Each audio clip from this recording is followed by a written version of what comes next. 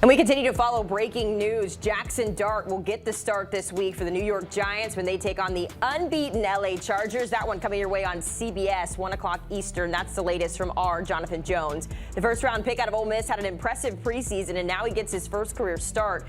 He, of course, takes over for Russell Wilson. The Giants currently 0-3 heading into Week 4.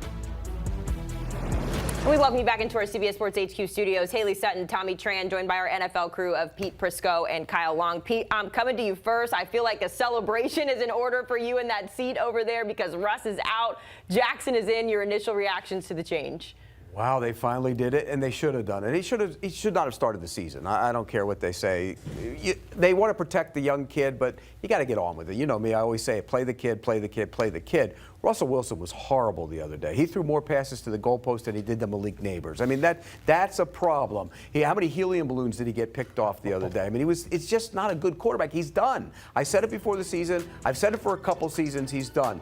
And look, I could care less who starts at quarterback, but for the good of the Giants, it makes sense to start Jaxson Dart.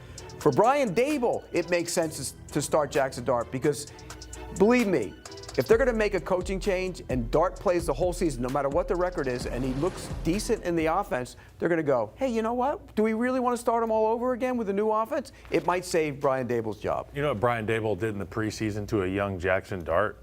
You're looking at me like you know where I'm going with this. He cut off the communication between sideline and quarterback during the huddle in one of these preseason games, and he wanted to see how his young quarterback responded.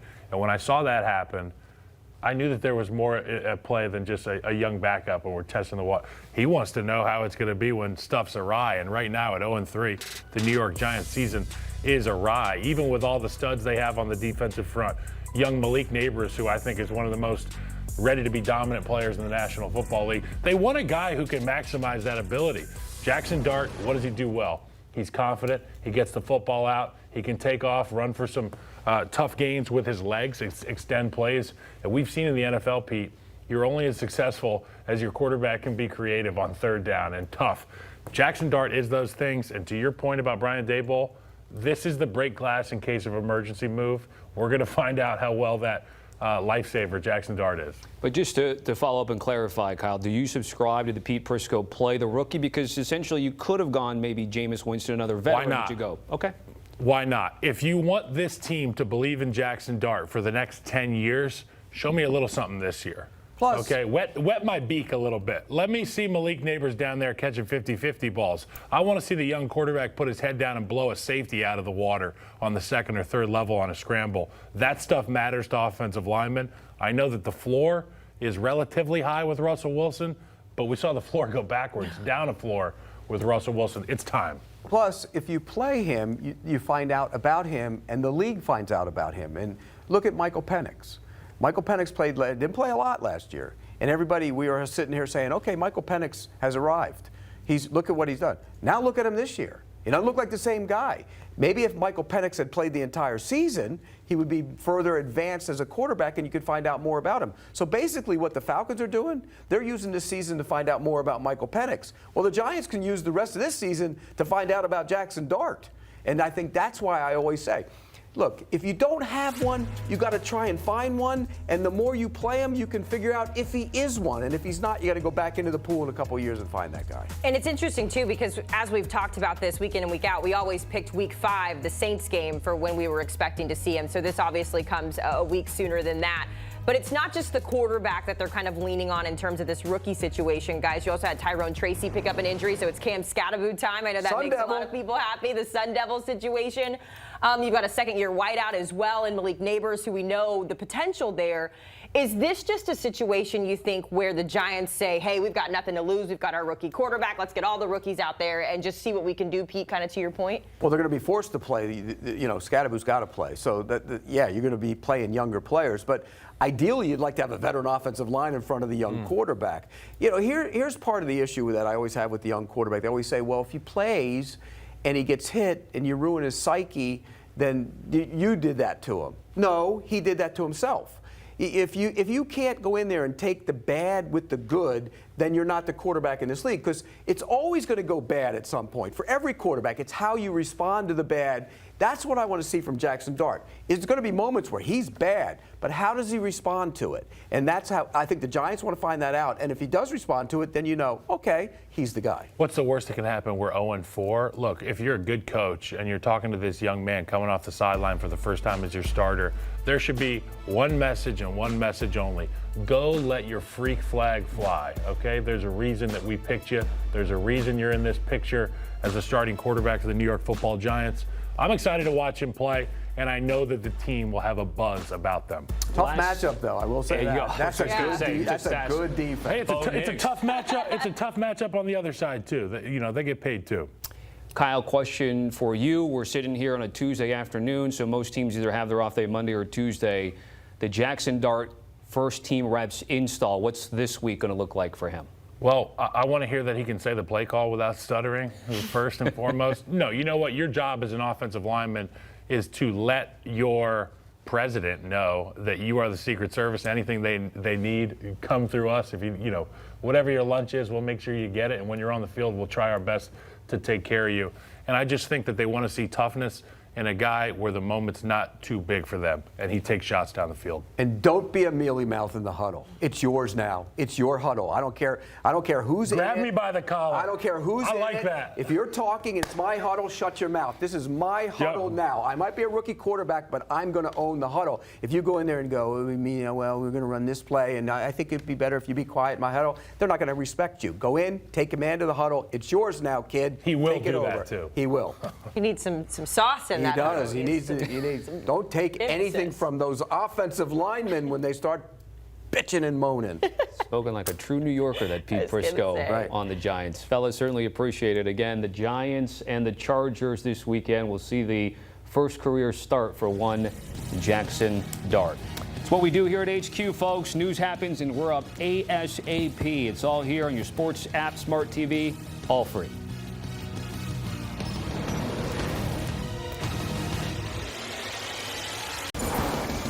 And we continue to follow that breaking news. Jaxson Dart going to be QB1 this week for the New York Giants as they get set to take on the Chargers, 1 p.m. Eastern on CBS. That, of course, comes from our Jonathan Jones.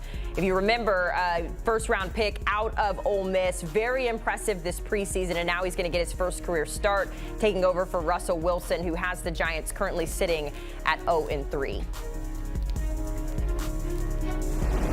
Our lead NFL insider, Jonathan Jones, joining us here now. JJ, how did we get here with the Giants deciding to lean on Jaxson Dart as their QB1? So Brian Daboll didn't want to do this early. Okay, when they signed Russell Wilson to that 1-year, $10.5 million contract, they said he was QB1. And then when they drafted Jaxson Dart with the 25th overall pick, they traded back up into the first round in order to acquire him. They said Russell Wilson is still our guy, and they repeated that throughout the preseason. They did not want to put too much pressure. We know about the New York media market. They didn't want to put too much pressure on Jaxson Dart. And so what they were hoping for was a slimmed down Russell, which they got in the preseason, someone who was going to be able to use that mobility a little bit more than he did in Denver and in Pittsburgh, similar to that Seattle Russ. But instead, what they got was a Russell Wilson who completed fewer than half of his passes against the Washington Commanders, who threw for 450 yards against the Dallas Cowboys, but in overtime threw a game-changing interception, and then against the Kansas City Chiefs led one touchdown drive, and then did not throw a catchable ball in the red zone at the goal line in a gotta-have-it drive. And so ultimately, while the cumulative numbers for Russ would show a quarterback with a passer rating somewhere between Patrick Mahomes and C.J. Stroud, what instead they got was a quarterback who was not putting them in positions to ultimately get the victory. And at that point, Brian Daboll, who has been head over heels for Jaxson Dart, and Jaxson Dart, who has done everything proper and right in his preparation to be the franchise starter, the Giants had to turn to him. There's no good time to hand it over to a rookie quarterback on a team like the Giants, that's bottom half of the league, bottom third in the league in terms of talent, facing the toughest schedule in football. But you got to do it at some point, and they do it now to get Jaxson Dart a full week of practice as QB1. We see the schedule right here, okay? You do it ahead of the Chargers. This is a team that's top 5 in terms of pass coverage in a number of categories, top 3 in several. Then you go and roll into New Orleans, one of the worst teams in football. And then you follow that up on a quick week against the Philadelphia Eagles on Thursday Night Football. So in theory, this is going to give Jaxson Dart a full week ahead of the Chargers game. Tough matchup, no doubt. And then you're going to get him a full week again against one of the lesser teams in football with the Saints. And then you get the short week against the NFC East divisional foe, the defending champion Philadelphia Eagles. Certainly a lot of expectations as well when we look at J.J. McCarthy. I mean, this is their third 0-3 start, the Giants, in the last 6 seasons. So obviously they needed a change. He's got a handful of experience as well, J.J., about 3 snaps in each of the last 2 games, but no passing attempts. So certainly there will be some growing pains, to your point, when they take the field against the Chargers. I guess if we go big picture here and look a little bit further down the line, is this a situation where we are riding with Jaxson until the wheels fall off at the end of 2025, or what's the plan there at quarterback for the rest of the season? That is absolutely the plan. You know, you don't make this move with the thought that, all right, well, at week 10, we're going to have to go to a Russell Wilson or a Jameis Winston. No, the plan is certainly that this is our guy, that he hopefully doesn't get injured, that he gets better each week, that you see that improvement. And you're right, Haley, he has 6 offensive snaps so far. He didn't get one in that first game. And then, you know, he's had about 4 handoffs. He had 1 read keep. That was for -3 yards. And then he did have a drop back. He wanted to pass. The pressure got there.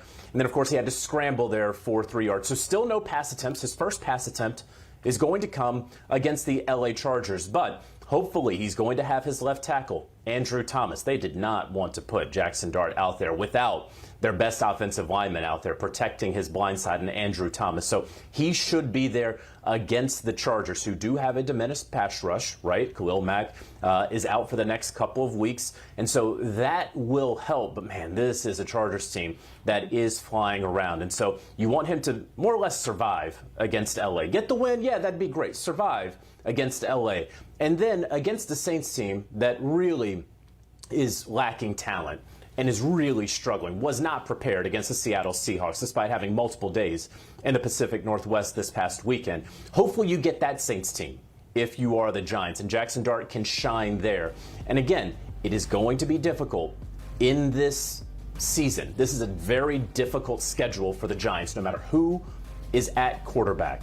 But obviously the pressure on Brian Daboll, who tunes out pressure as well as any of them, but he had to make this move for the betterment of the New York Giants football organization and certainly the players who, I think, after that last series against the Chiefs, Haley, where Russell Wilson just didn't throw a ball that could be caught by a non-giant, like a literal giant, not a New York Giant, but a literal giant, you had to make the move.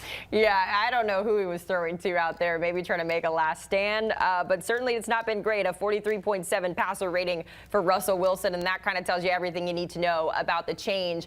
I am curious, though, JJ, when it comes to Russ in particular, it seems like Jameis is okay with being the team ambassador going forward, but what about Russ and his future? What can we expect from him, whether it's New York or somewhere else?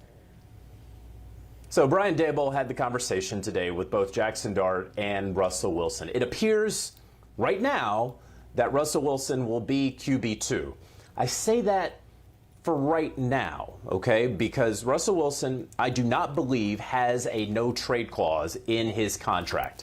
And so the New York Giants could use Russell as trade bait eventually. Don't have to do it now, but right now Jameis Winston has been the emergency third-string quarterback. That means that unless there's an injury to the top 2 guys, you do not see Jameis Winston inserted into any games. They have Jameis on that 2-year contract. The Giants aren't really interested in letting go of Jameis Winston. So the trade chip here is Russell Wilson if a team wishes to acquire him. You know, of course, that the Cincinnati Bengals are going to be without Joe Burrow for at least 3 months. And so could that be a team, not this week, but eventually, where they make a call to New York, perhaps. Or as the season goes on and we see more injuries to quarterbacks, perhaps a team will call the Giants in need of a Russell Wilson. And while he may be QB2 today, right now, that doesn't mean that he will be for the next several weeks up until the November 4th trade deadline. So he is certainly going to be a name to watch again, not this week. Back up to Jaxson Dart. Back up to Jaxson Dart for the foreseeable future. But as injuries continue to mount, as Jaxson Dart's path continues to be blazed here in the NFL, perhaps Russell Wilson finds a new home in 2025. We will keep our eye on it, and we know you will too. Jonathan Jones joining us here as Jaxson Dart. The era has officially begun out in New York and the Giants. JJ, we appreciate the time. Tommy said it earlier, when you need instant analysis on your sports headlines, CBS Sports HQ is the place to go. We bring you the news, the highlights, the scores, the breaking, and it's all for free.